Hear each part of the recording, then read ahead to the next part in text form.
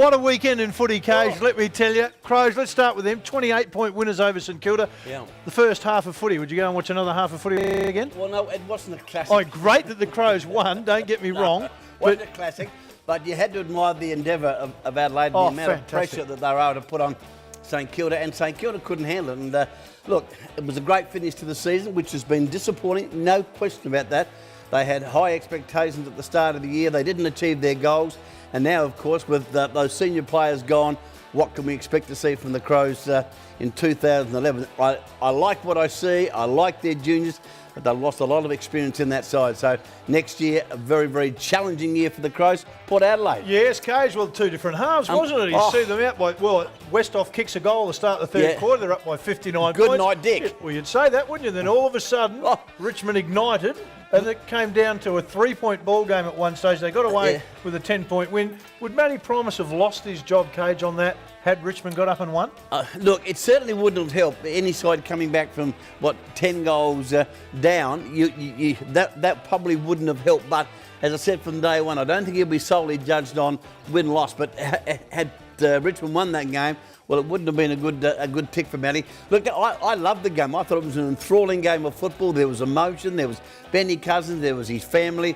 And that was really a great day for sport and a terrific contest. And when they got within 3 points, oh, goodness gracious me, she's on air, which it was. It was a good game. Well, Coach, but a good finish. You touched on it. Benny Cousins, of course, he played with an injured hamstring. Still had 21 possessions. Useful when he was out there. Wouldn't have played had there been a normal home of the game. 37,500 people, just over that to see Benny Cousins, which was fantastic. Nothing on the end of the game, Lap of honour, standing ovation. Yeah, it was sensational. They showed shots of his family and, sports played on emotion, and there was a lot of emotion at the ground over the weekend, and I just love the game. Loved it. All right, here's one that snuck under most people's guard. You don't see it very often for an administrator. What's that? Frank Costa had a lap of honour down at Skilled Stadium because he's retiring at the end of this year. 12 years as the president of Geelong Footy Club. Standing ovation from the crowd. I mean, we've spoken volumes of Frank before, what a great administrator, what an outstanding president, but you don't see it much in any sport where the president gets a lap of honour and then it's followed by a standing ovation. Well, exactly. Geelong being the small community, it's like a little country town, or big country town, should I say. But Frank Costa, I've had the pleasure of meeting the gentleman, and he is a gentleman. And what he's done for the Geelong Football Club has been nothing short of sensational.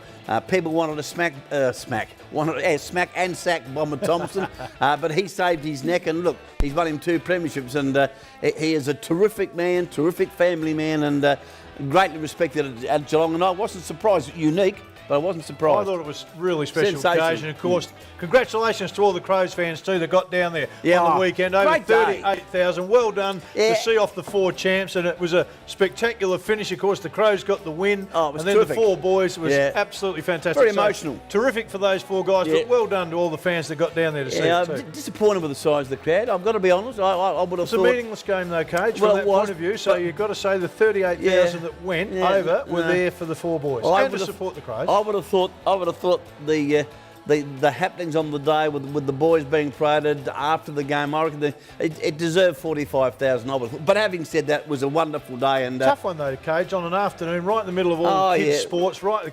Tough for the country people. Finals going on for them, so I would have there's probably 4,000 or 5,000, or maybe even more missing because they've already got other commitments. We spoke to Stephen Trigg during the week, or last week.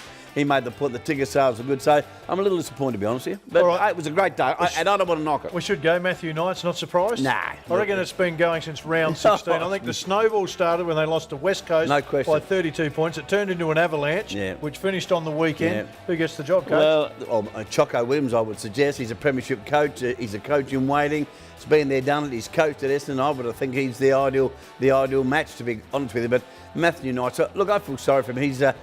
He lived in the shadow of Kevin Shetty. Then there was a James Hird drama. Hasn't been fair on Matthew Knight. Now, whether he can coach, that's a different issue. But gone. See you later. You don't have any credits in the bank, Cage. Here's a quick stat for you. Matthew Knight, 2008 finished 12th. 2009 he was 8th. They lost in the elimination final to Adelaide. 2010 he finished 14th. Yeah. All right, and that cost him his job. Kevin Sheedy's last 3 years. 2007 he finished 12th. Yep. 2006 15th. Yeah. 2005 13th. So he didn't get into any elimination finals, but He had 4 premierships in the bank.